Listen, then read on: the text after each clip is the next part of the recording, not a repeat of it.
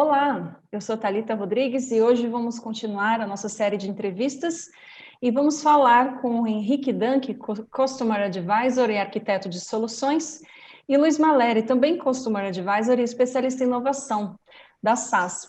E hoje vamos falar acerca de aplicações de analytics nas operadoras. Muito obrigada pela presença de vocês. Obrigado pelo convite. Obrigado, Thalita. Obrigado pelo convite e obrigado também pela audiência. Obrigada. Então, para começar, vamos falar sobre as ferramentas de Advanced Analytics. Elas têm atuado como um habilitador de novos negócios, não é? Sim, a gente vê que as telcos, elas têm se reinventado, elas não são mais somente provedoras ali de banda ou de serviços de telefonia, elas têm laboratórios de inovação, desenvolvem aplicativos, e agora elas, com a possibilidade de prover um acesso rápido, banda larga, com baixa latência, via dispositivo móvel, elas vão conseguir habilitar uma série de negócios de parceiros, né? Então, fintechs, que hoje estão muito concentradas nos grandes centros urbanos, elas vão poder ter uma capilaridade maior via inclusão digital de potenciais novos clientes que estão em lugares mais remotos. Eles vão ter uma experiência de navegação muito melhor, que vai ter velocidade para eles conseguirem navegar nos aplicativos. O smartphone está na mão, ele consegue abrir uma conta, pedir um cartão de crédito, fazer um empréstimo de forma muito rápida, amparada por Advanced Analytics, por modelos de crédito. A operadora ela vai poder entender melhor o perfil de uso, já que ela está habilitando mais velocidade de navegação, vai poder entender que tipo de uso os seus clientes fazem de 5G. E aí ela pode explorar com um pacote de dados mais apropriado, com um pacote de serviços mais apropriado, com oferta de smartphones que tem mais o perfil daquele cliente. Então, assim, a gente vê as operadoras oferecendo não só o serviço de 5G, mas também habilitando novos negócios em um esquema de parceria, provendo expertise no desenvolvimento de funcionalidades e provendo dados, sempre respeitando a legislação de LGPD, a confidencialidade, mas as operadoras elas serão grandes habilitadoras de novos negócios, viabilizados principalmente pelo 5G. As operadoras, assim, elas perceberam, né, obviamente que, assim, o maior medo era só prover a infra, né, e deixar a inteligência com outros players, né. Então, exemplo disso lá, Netflix, agora o Disney Plus lá, por exemplo. Então, as operadoras perceberam que não dá para competir, né. Então, o que elas fizeram? Elas assim, já que vai usar a minha rede, então deixa eu oferecer o serviço, passa a receita por mim, né? Então, várias operadoras aí, por exemplo, já oferecem aí pacotes com Netflix e o Disney, enfim, alguns serviços de streaming já na própria assinatura aí da operadora, né? Então, a receita passa por ela.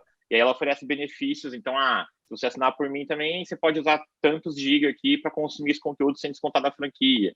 Então, esse tipo de serviços, né? Além disso, a operadora também ela passou a proporcionar, né, a prover outros serviços. Então, serviços financeiros, por exemplo, empréstimos, né? E aí isso pode ajudar aquele cliente que tem conta em banco, que tem um score de crédito alto, às vezes não vê muito impacto nisso. Mas aquele cliente, às vezes, que tem um pré-pago, tem um controle, por exemplo, só, e não tem nenhuma conta no nome, por exemplo, então não tem um score de crédito definido, né?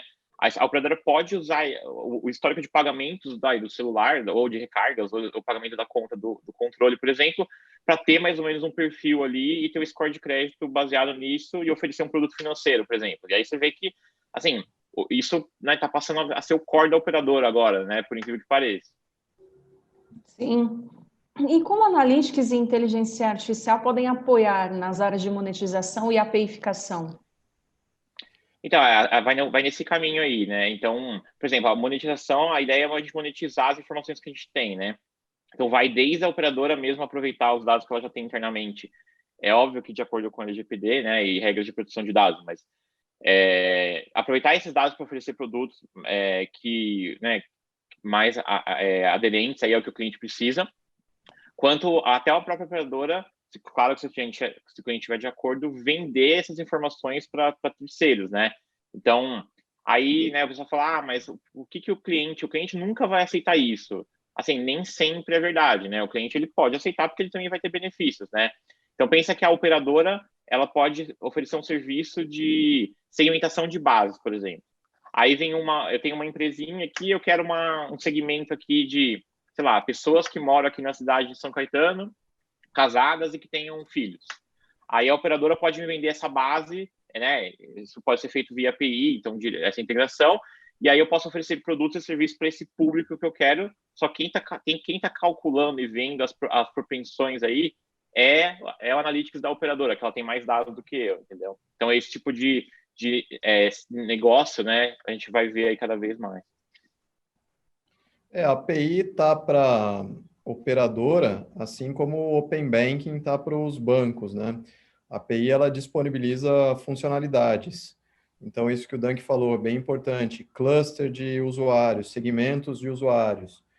Eu quero saber clusters que se deslocam do ABC até São Paulo com frequência e que tem filhos.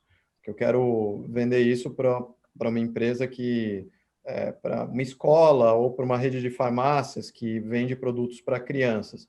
Então, os dados, eles têm valor e através de APIs eu consigo monetizar esses dados. Os potenciais clientes ou parceiros compram o valor que esses dados oferecem através da chamada de APIs. Tudo isso, claro, tem que ter o consentimento de confidencialidade, respeitar a lei. Quando você assina aqueles contratinhos que dá um check, mas não lê, você está falando se os seus dados eles podem ser compartilhados ou não. É claro que a legislação não permite que eu compartilhe algo que me identifique, o meu CPF ou o número do meu celular, mas ele pode compartilhar informações sobre o meu comportamento ou sobre a minha demografia. E isso já tem um valor, porque eu consigo fazer uma campanha para um segmento que eu sei que a conversão vai ser muito maior que se eu fizesse isso de forma aleatória ou ampla. Certo. E como o Analytics e inteligência artificial podem apoiar na adoção de Software Defined Networking? Então, esse conceito de SDN, né, que é rede definida por software, antes dele, a gente tinha a infraestrutura de rede eram várias caixas de hardware mesmo, né? E aí você tinha que ir lá e configurar a caixa e tudo mais. Com SDN, você tem as caixas também, mas a definição dos elementos de rede ela se dá por software, né? Então, isso traz, além de melhorar o custo disso, né? Fica bem mais dinâmico, né? Então, eu preciso colocar mais um elemento tal de rede naquele lugar. É o software, você configura no software e faz deploy para isso lá e em minutos você tem isso, né, naquele momento, naquele lugar, né, e naquele momento. E, assim, isso vai ser uma realidade cada vez maior, principalmente para compartilhamento de rede entre as empresas diferentes, né? Então, isso é uma coisa, até com o 5G também, que vai precisar de muito mais antenas, né? As empresas perceberam que não faz muito sentido todas as empresas investirem e colocarem antenas no mesmo lugar, né? Cada uma com a sua infra, com o seu cabo, com a sua fibra, com a sua antena. Então, às vezes faz mais sentido ter um pool ali, compartilhado, e aí o software vai medindo e vai provisionando rede para cada empresa de acordo com o uso, e cada uma paga proporcional ao que usou. Então, acho que isso vai ser cada vez mais comum também. Certo. E vocês falaram sobre dados, uso de dados, né? E qual o impacto da LGPD no uso de analytics pelas operadoras?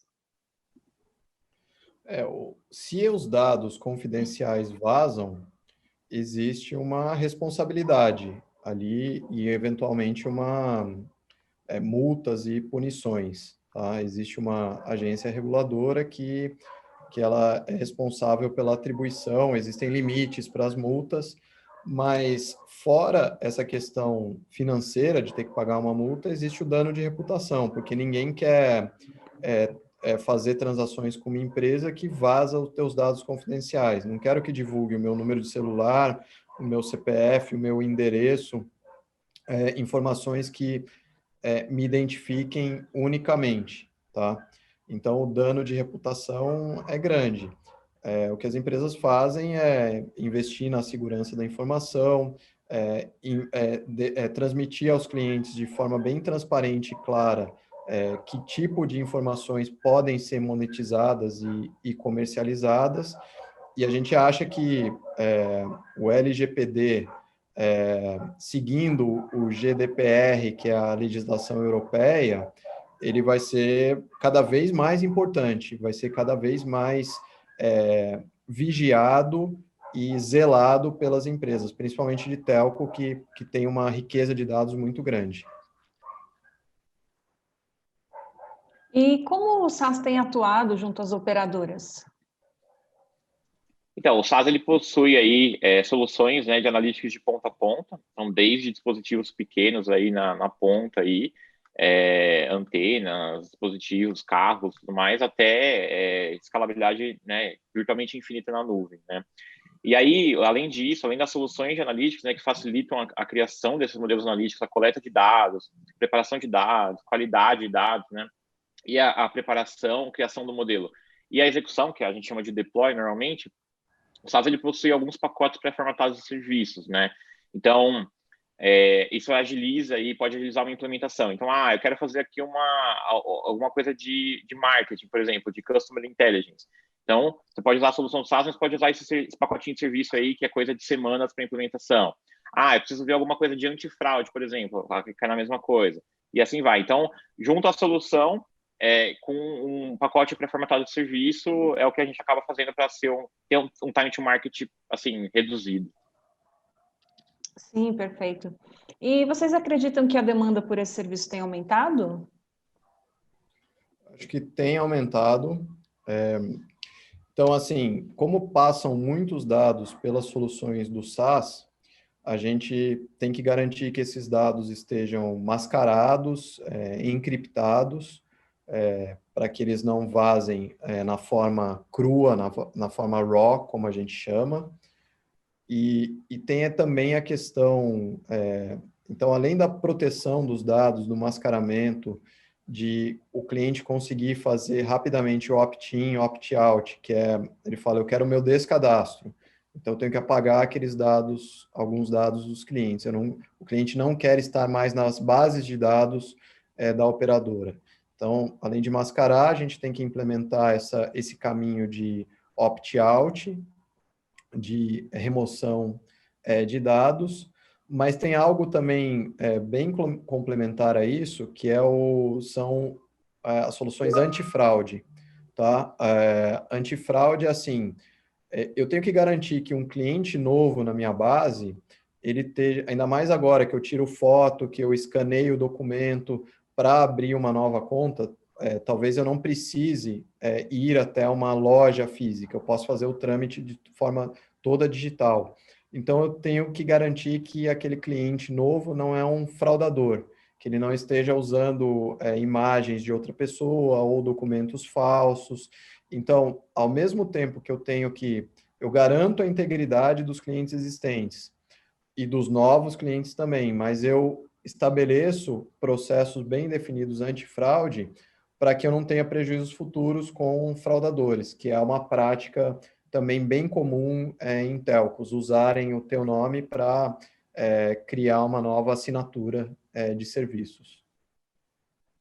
Sim, e para finalizar, vocês podem me contar quais são os diferenciais do SaaS em Advanced Analytics e Inteligência Artificial?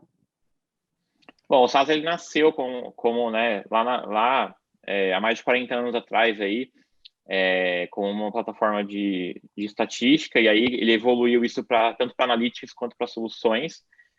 Acho que os principais diferenciais é que é uma solução ponta a ponta, né? Então, você tem desde a ingestão dos dados aí, tanto bases, arquivos, quanto a parte de streaming que a gente comentou, então são os dados aí que não param de acontecer nunca, né?